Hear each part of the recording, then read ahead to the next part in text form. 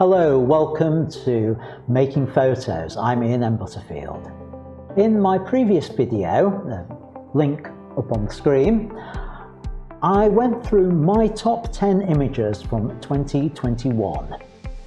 I issued a challenge a week ago to members of my photography Facebook group, link down below, to find their top 10 images of the year and to submit them to me. In this video, I'm going through the top 10 images from David Lee and from Richard Lovelock, and I'm going to make a few comments and suggestions about them, and I hope you enjoy it. Let's start with images from David Lee. There's 10 images here. They're all photos from studio work by David, all portrait format. Actually, no, not quite all portrait format, one horizontal format. And it's a really interesting collection of shots. I know that David selected his images because they were either new things for him during the year or they were favourite images. All good criteria for selecting the work. And I hope, David, you'll carry on doing this year on year and be able to compare your top 10 each year with the ones you produced the previous year. Let's start having a look at these images. This first shot is a rather unusual portrait in profile format. Rather like the setup on this, really interesting with the runes painted, I think painted on the head rather than tattooed on the head in this case. Interesting hair. I think the whole thing works well. I like the way that you've duotoned this, that the colour toning on it, black and white with a slight sepia hint to it. And just zooming in, yeah, it's really sharp on there. With that, every hair is perfectly clear on that shot. And an interesting view, being a sideways view. Now, if I go to the other format here, there is one thing that's a little bit unusual about this image, and that is how close the subject is to the edge of the frame. Normally you would have your subject further away with space for them to look into. But David's chosen to do it like this, very deliberately, so that all the hair is in the shot. And in fact, it gives a very intriguing look to the image and asks a question of what is she actually looking at in there. The second shot from David is this portrait of a chap looking down. It's an unusual angle on there. I see it is absolutely tack sharp. I expect nothing less of your top 10 images. I find it quite unusual in terms of the framing, the looking down and the chin being very close to the edge of the frame is quite different. I don't dislike it. It's not a cropping that I would personally use. I would like to see just a little bit more space down below. Image number 3. I really like the lighting on this, David. The gelled light on this side, on both sides actually, orange and teal on there. Just enough light on the face to be able to see the features and the expressions, and a really well-toned model for the shot. I think it's a nice choice to have the hand covering the breasts on there. I think that gives it, it keeps the erotic feel to it without it being explicit. Nice quirky angle with it as well on there. I think a really nice image with that, one to be proud of, and certainly the lighting is worthy of a lot of praise. Now we move outside, and this is interesting. We've got a shutter speed of 1/8000th of a second, f 1.4 ISO 125th. I do wonder why you didn't put the ISO down to 100 on there, maybe left over from something else. It's semi-silhouette. I'm not sure whether I'd like to see a bit more detail from the subject with that.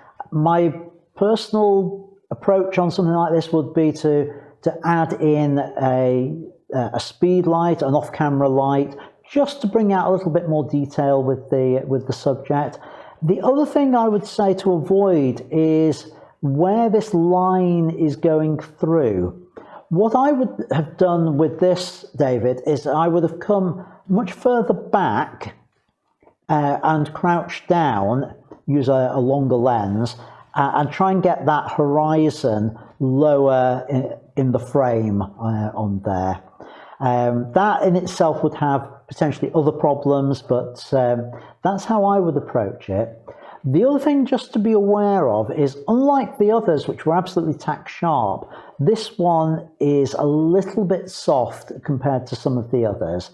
It's an interesting image, definitely worth putting into your collection for your top 10, because the choice of a top 10 is a very personal thing, and I think this image probably has a story behind it that I'm not aware of. The next image I do know. This was a self-portrait that David produced.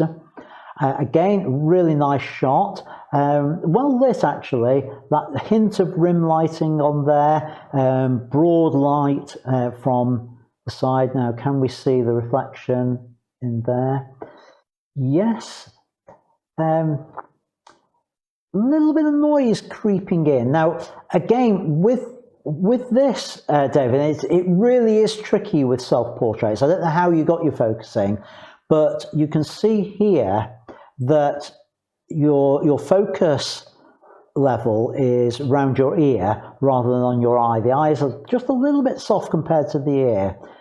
But for what you're going to use this for, which is probably a profile pic, online, not even at the scale which you can see it on the video here, that's acceptably sharp for that use. It's just a shame that the focusing is slightly off on it. I think I've spoken about this one, this Batman shot before, maybe online or maybe in a live stream. I rather like it, but I'd like to see just that fraction more detail in the darks on there. If I just go into develop, I can show you what I mean. Can you see there's nothing really in the top end of this? Everything's bunched up really dark, but we can, it's difficult on a JPEG, but we can just bring in some of that detail. And if I just bring that up, but then bring those highlights back down to darken that background, this would be so much easier on a raw file rather than a JPEG. But I would go with something like that, maybe just a little bit too bright on the reds. If I go to the luminance on the reds and just bring that down a fraction, that will keep the original feel of it. And then we can do before and after. And so we just bring through a little bit more of the detail in there that we've got. So it really is there. I suspect this is one that has been a little bit underexposed in camera, but still a good shot. I've put the black bar on this one for YouTube, so I don't have to tag the video as 18 plus. Really nice backlit art nude here, and I think this works really well. What this looks like is very much a high key lit background, allowing enough light to spill forward. Now, I'm guessing there was probably a fill light in there. If not, it might be just the shape of the room, maybe a couple of reflectors just off camera bouncing a little bit of light back so we can see the features of the model on there. Just a couple of things to say about this. First of all, I really like the pose here, that bending back, getting that shape there. I would tend to move the base of the umbrella in a little bit in line with the line of the feet on there, and it's not quite so bad on this image, so it's quite obvious what we're looking at. But try and avoid the big hairy armpit look. Just when you have an arm out and hair coming down, it does look like it's a hairy armpit on there. I would have been tempted to ask her to bring the hair forward, and maybe even over this shoulder and front and down, I think might have worked on that, just to avoid the mega hairy armpit. I've commented about this particular image before, David. The sepia tone on there, I know you did deliberately. It's a nice effect, not one I would do myself. I would prefer a true white balance, as we have on there, as I've said previously. I would also prefer a straight-on view on the radiogram on that. So here we've got another image, a portrait, model with an overshirt, nice pose. I'd perhaps like to see a little bit more light in the eyes. They're a little bit dark on there, and the skin is perhaps just a tad over sharpened. You can see the effect of the skin texture on there. Maybe a bit of skin softening applied to this image would help it. The final image from David is a fire breather. I think I may have seen this one before or something similar. You've done well to make sure that the fire isn't blown out, which is the normal problem with these sorts of shots. You've got enough detail on the fire breather. I'd be tempted to add in just a little bit of off-camera flash, maybe from this side coming in, just as a sort of rim light to provide a bit of separation from the background. It may not have been possible if it was a performance on there, but if it was a shoot you were in control of, then doing that kind of thing would have enhanced that image. So that's the 10 images from David Lee. Thanks for submitting them, David. It's really nice selection, and seeing them all together is a really good way of looking at your images and a snapshot of your year. Let's move on and have a look at the 10 sent by Richard Lovelock.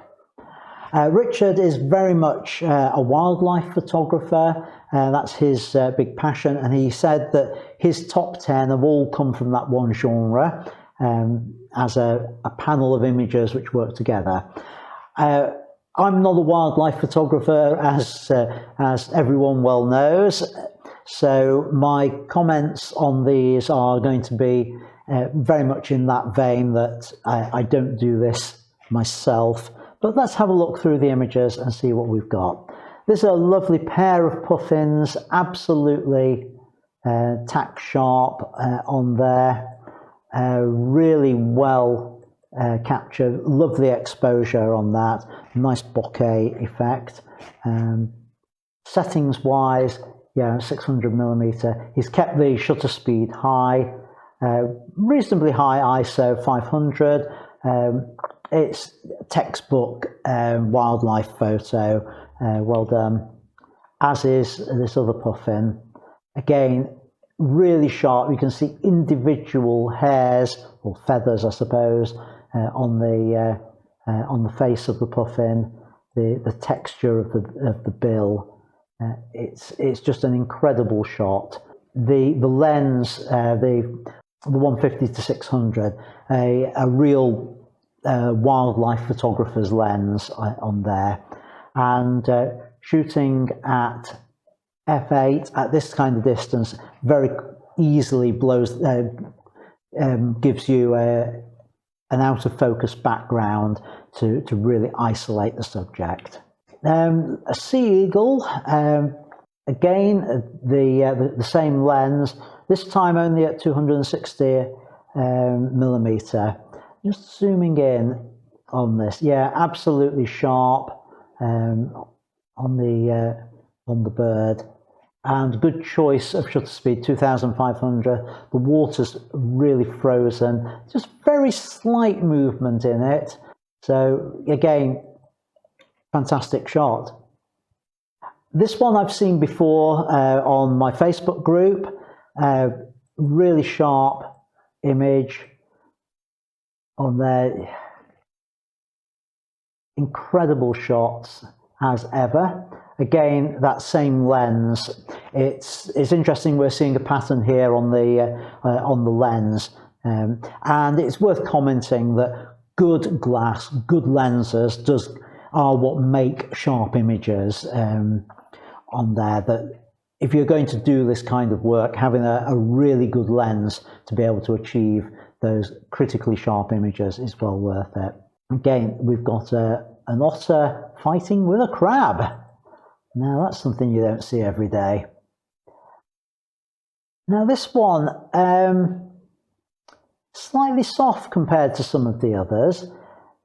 It's not bad, don't get me wrong on that. I suspect there's been a fair bit of cropping going on to achieve this one. Because when I zoom in, it doesn't zoom in quite as much. Looking at the settings, 1,000th of a second, f6.3, all reasonable settings on there. I'm just trying to look where the critical focus is on this. Critical focus might be just slightly, I don't know, slightly forward of the otter. Maybe that's it. It's just around the water droplets and around the eye looks very, very slightly soft. It may not even be visible on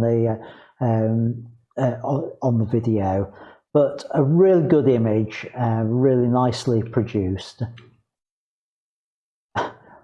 This one's a nice, fun image of an owl having his breakfast, and again, there we can see how the critical sharp focus on the eyes, and we can even see the trees and presumably the hide that was hiding Richard as he was creating the shot on there.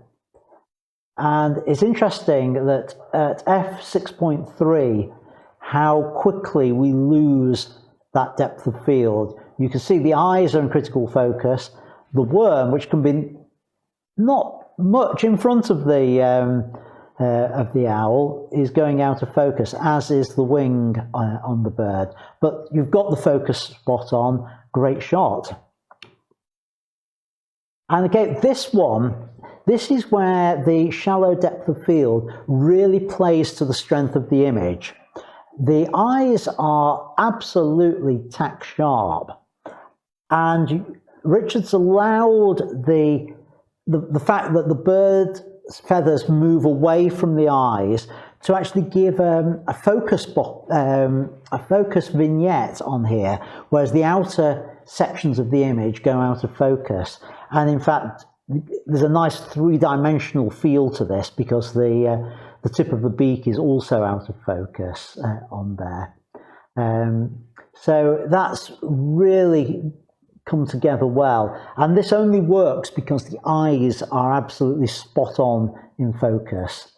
This Kingfisher, I've commented about it before. It is a cracking shot. I still maintain it's slightly underexposed, and I think it just needs that little bit of brightening up on there with it. Very Phoenix-like on that. The other Kingfisher, again, I've commented about for lovely tack sharp image where we can even see the scales on the fish, the individual tiny feathers on there, and the branch with the lichen on it as well. All come together to make a really good composition. The nice use of the rule of thirds with the branch that it's standing on, the thirds here, and even the thirds line across there. So really wonderful image. So one final image from Richard, an owl in flight. Again, let's check the focus. spot on with the face of the owl and the wings. A little bit of blur there, both depth of field blur and possibly motion blur, I don't know, 2,000th of a second, maybe not motion blur, but capturing it in flight. Unusual angle, because normally when photographing birds, the wings, we tend to aim for the wings being out and up. This is the opposite direction, and it works. I would maintain perhaps the background needs lightening slightly. So the way I would do it is I bring the exposure up, which does affect the owl, and then use the highlight slider to counteract that, to bring it back to where it was. So we've got something like that, and before and after. The bulk of that is just bringing up the background, a little bit on the owl itself, but I think it just needs that little touch of extra exposure on there. So let's have a look at the full set. Again, this is a nice collection of 10 images, all birds, which really sort of falls to Richard's strengths on there. Whether these are your 10 best images of the year, I might question, because I've seen other work that you've done. I know you've done work with models. Now, it depends what you want to get out of selecting a 10 images per year process. If it's to track your wildlife photography, then this is a fantastic set to do that. And it tells the story of what you've achieved with your wildlife photography this year. If it's to track your photography in general, it's worth maybe doing a 10 people images or 10 travel images, and then all of those narrowed down to 10 overall, rather than just the 10 wildlife. But it is a good selection, a really nice wildlife panel of images. So thank you, Richard, for submitting them, and thank you for allowing me to talk about them and to share them with other members of my YouTube channel. So folks, thanks for watching. If you haven't watched my own 10 best of 2021, the link's on the screen. There's a playlist of other videos you might enjoy. So until next time, thanks for watching and keep making great photos. Bye for now.